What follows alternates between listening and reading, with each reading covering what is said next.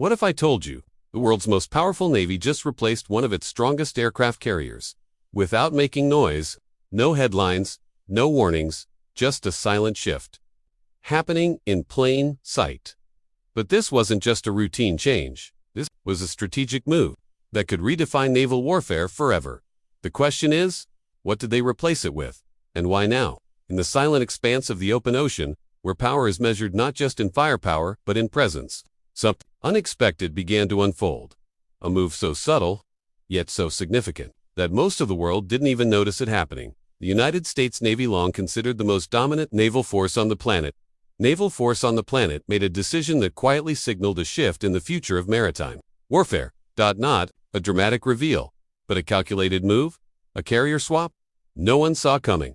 For decades, aircraft carriers have been the backbone of U.S. naval dominance. Floating air bases capable of projecting power anywhere in the world, they are more than just warships. They are symbols of control, deterrence, and global reach.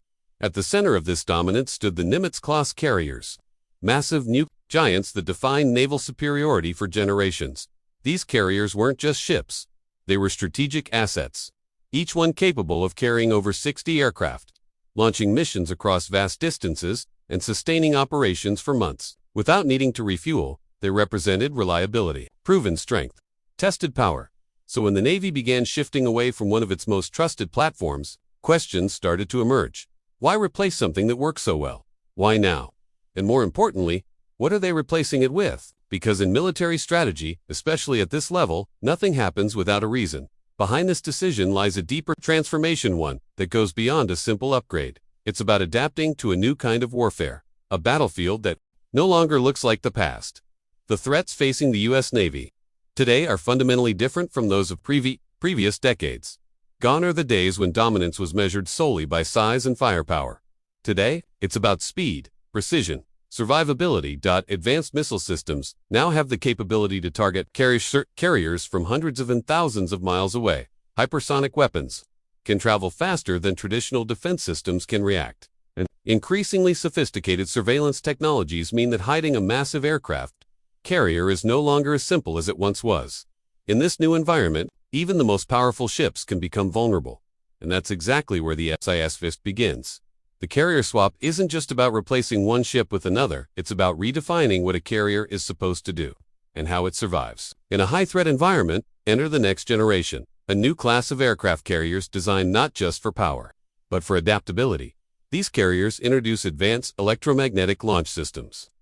Replacing traditional steam catapults, this allows aircraft to launch more efficiently with less stress on the airframe, and at a faster rate. More launchers, less downtime, greater operational tempo. At the same time, automation has significantly reduced the number of crew required on board. Fewer people means lower operational costs and increased efficiency. Perhaps the most important change lies in how these carriers integrate with the rest of the fleet. Modern naval warfare is no longer about a single powerful platform. It's about networks, connected systems, real-time data, coordinated strikes. The new carriers are designed to operate as part of a larger, interconnected force. They're working alongside destroyers, submarines, drones, and surveillance assets, sharing information instantly, responding faster than ever before. This creates a level of coordination that older systems simply weren't built for. And then there's the Air Wing, the future carrier air. Wing isn't just about manned fighter jets, it includes unmanned systems, drones capable of reconnaissance, electronic warfare, and even strike missions. This extends the carrier's reach. While reducing risk to human pilots, it's a shift from traditional combat to a hybrid model of warfare, human and machine, operating together. And this is where the real strategy comes into focus, because the carrier swap isn't happening in isolation. It's part of a broader shift in how the Navy prepares for potential conflicts, particularly in regions where access is contested and threats are constantly evolving. In these environments, flexibility becomes more valuable than sheer size. Speed becomes more important than presence, and survivability becomes the top priority. By transitioning to more advanced carriers, the Navy is positioning itself for this new reality. A reality where battles are faster, decisions are made in seconds, and the margin for error is almost zero. But here's what makes this move even more interesting. It's not just about the future, it's also about timing, because while the Navy is introducing new capabilities, it's also retiring older ones. phasing out ships that have served for decades, ships that defined an era. This creates a window of transition, a moment where old and new systems overlap.